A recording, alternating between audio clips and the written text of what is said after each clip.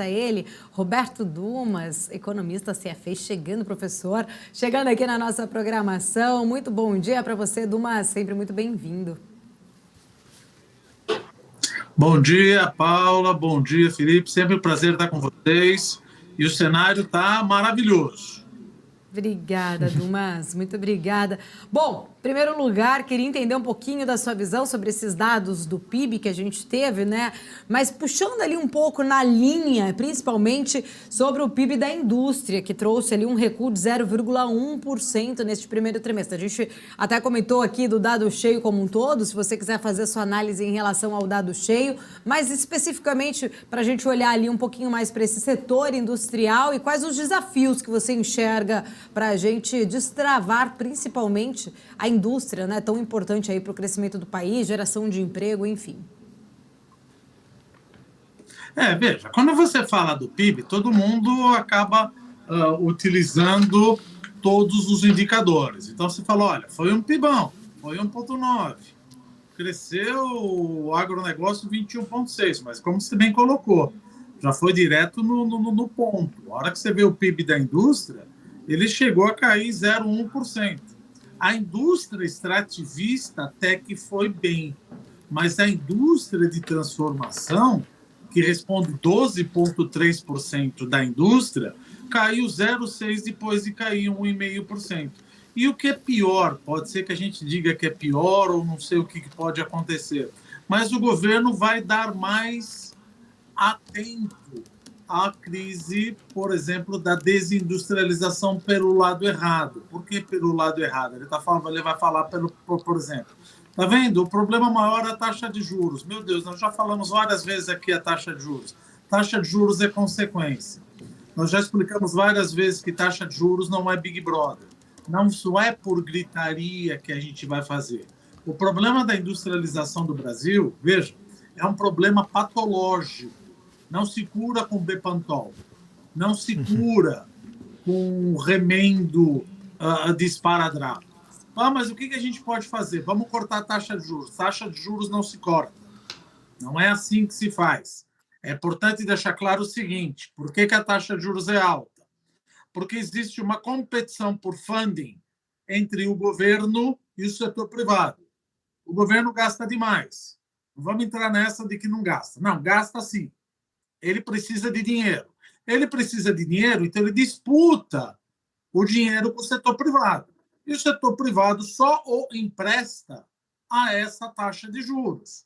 Então, se você vê uma das declarações do Haddad, finalmente ele colocou isso, ele falou a taxa de juros básica é importante, a Selic, mas mais importante é a curva de juros, que felizmente, por causa do arcabouço fiscal, que não é perfeito, mas afasta um risco de cauda, a curva de juros está fletando. Então, está ajudando. Esse é um primeiro ponto. Não é por causa da taxa de juros. Ela afeta, mas você não vai conseguir na pancada.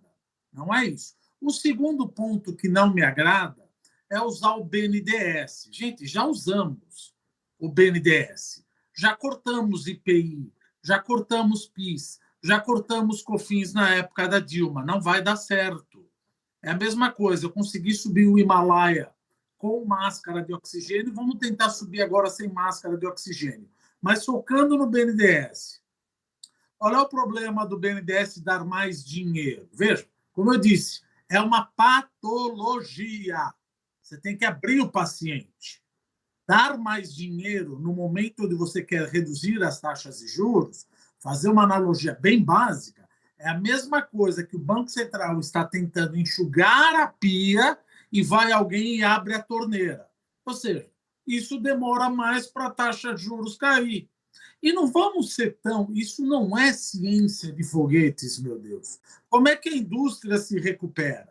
Primeiro, com produtividade total dos fatores. Produtividade do capital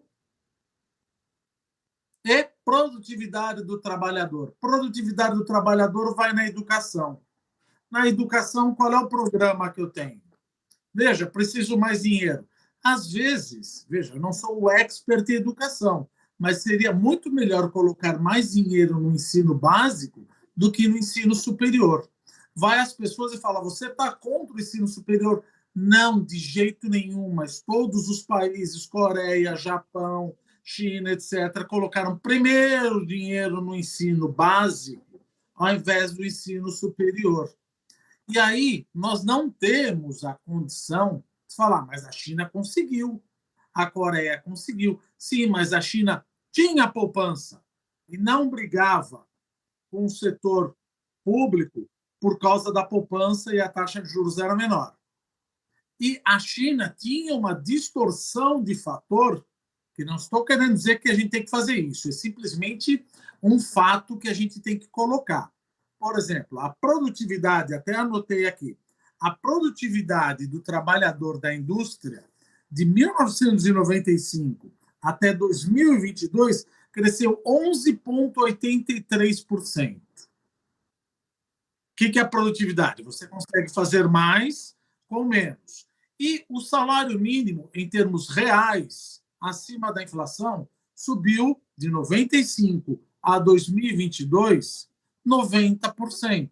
Você não merece? Gente, merece tudo, mas isso é uma constatação. Como a gente sempre falou aqui, o problema nunca é o salário, é o custo unitário do trabalho. O trabalhador é caro. Não, mas eu não ganho muito. Sim, porque a gente não tem educação. Então, o que a indústria faz? Ela, ao invés de buscar ou fazer a operação aqui, ela vai fazer outsourcing na China, ela vai fazer outsourcing na Malásia, ela vai fazer outsourcing em Bangladesh. Então, você tem uma série de problemas que você está resolvendo, ou melhor, o que eu sempre digo, você está escrevendo uma carta pelo final, vamos dar mais dinheiro. Veja, uma coisa clássica, dá mais dinheiro, a gente vai ficar mais inteligente? Se eu fechar a classe, por exemplo, vou dar mais dinheiro, eu vou ficar mais inteligente? Eu não vou ficar mais inteligente, porque eu vou continuar fazendo as mesmas coisas. Então, começa, primeiro, com reforma tributária. Nada desse negócio de dar carro de 60 mil a 120 mil e dar um benefício fiscal, porque esse benefício fiscal não vai pegar o mais pobre. O mais pobre tem uma renda de R$ 573. Para ele comprar um carro de 70 mil, ele vai ter que gastar 46 meses. Isso vai ajudar a idade, a classe média. Segundo, você tem mais de 70 milhões de inadimplentes. 43% da população está inadimplente. Você vai dar mais crédito para eles comprarem carros? Não estou falando mal da indústria automobilística, mas só uma pergunta. Como é que fica a indústria de móveis, eletrodomésticos e equipamentos? Por que vocês escolheram a indústria automobilística? Não seria melhor fazer uma reforma tributária e, se possível, cortar impostos e ajudar toda a indústria? Você escolheu o setor automobilístico não porque tem ociosidade. Meu Deus do céu! A ociosidade de 50% da indústria, em grande parte, é porque a indústria automobilística quer fazer carros mais caros, que deem margem maior. Ela não quer fazer carros populares. A indústria automobilística já não está mais preocupada com o que a gente chama de market share. Ela está preocupada com a lucratividade. Então, nós estamos voltando ao passado. Voltamos. Eu acho que essa frase é interessante. Dar mais dinheiro, vamos ficar mais inteligentes. Isso prejudica ainda mais e fecha, e vamos utilizar o conteúdo nacional. Eu sempre digo, gente, quem faz o meu jardim é o jardineiro. Eu vou fazer um conteúdo nacional que não é tão bom e é tão caro. Não, mas assim a gente não desenvolve a indústria. A gente desenvolve a indústria com produtividade total dos fatores, com educação, reduzindo a taxa de juros, não na pancada. O governo gastando menos e fazendo o arcabouço fiscal, que já está caindo a curva de juros. Mas mais crédito do BNDES está cheio de paper, inclusive da Mônica de Bolle, falando que os bancos de desenvolvimento eles atrapalham na dinâmica da transmissão da política monetária. É aquela coisa, eu tiro o dinheiro da praça, vai o Banco de Desenvolvimento, dá mais dinheiro da praça. Não é assim que se faz uma política industrial. E outra, tem também, desculpa acabar me excedendo aqui, mas também tem o saneamento básico.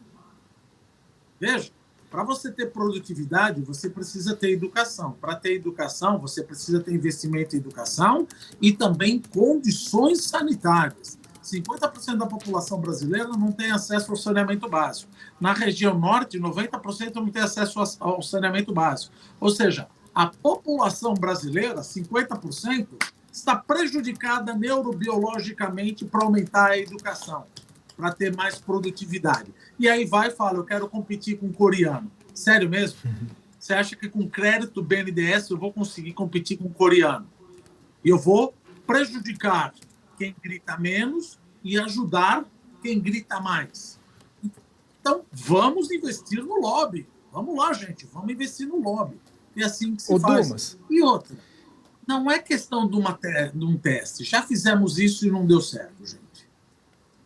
E rapidinho, 30 segundos aqui, sim ou não, você acredita que essa política, você comentou a respeito da história da industrialização do setor automotivo, mas uma política de neoindustrialização, uma política de valorização da indústria que está sendo desenhada e proposta por esse governo, você acha que prospera? Rapidinho, só para a gente encerrar aqui. Não prospera, porque ela começou do lado errado. Eu estou dando dinheiro para quem não é competitivo. Eu estou dando dinheiro para fazer carro popular de 60 a 120 mil, sendo que eu estou prejudicando outro setor. Ou seja, ao invés de eu comprar uma máquina, um equipamento ou tênis para o meu filho, eu vou comprar um carro. Ou seja, minorias organizadas prejudicando maiorias desorganizadas, estou reonerando, ou seja, desonerando um setor onde o Haddad, meu Deus do céu, está levantando as almofadas do sofá para buscar moedas.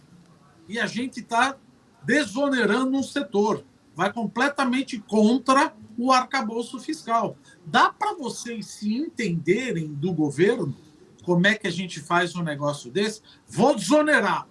Não, mas eu quero reonerar. Poxa, mas eu estou falando aqui, Haddad, vamos supor, que eu preciso de 200 bi, eu preciso de 150 bi, vai alguém fala que vai reonerar, e outra, não respeita a lei de responsabilidade fiscal, vamos fazer por um ano. O Haddad fala, não, é 3 a 4 meses. Aí imagina o investidor como fica. Ou como saiu no jornal ontem, a queda de venda já começou, fala, pera um pouquinho, vamos ver se vai ter uma queda no imposto que eu compro mais lá na frente. E se isso se postergar, continuar fazendo, voltamos ao momento Dilma. Ou seja, se vai ter queda de IPI, eu postergo a minha compra. Não, gente.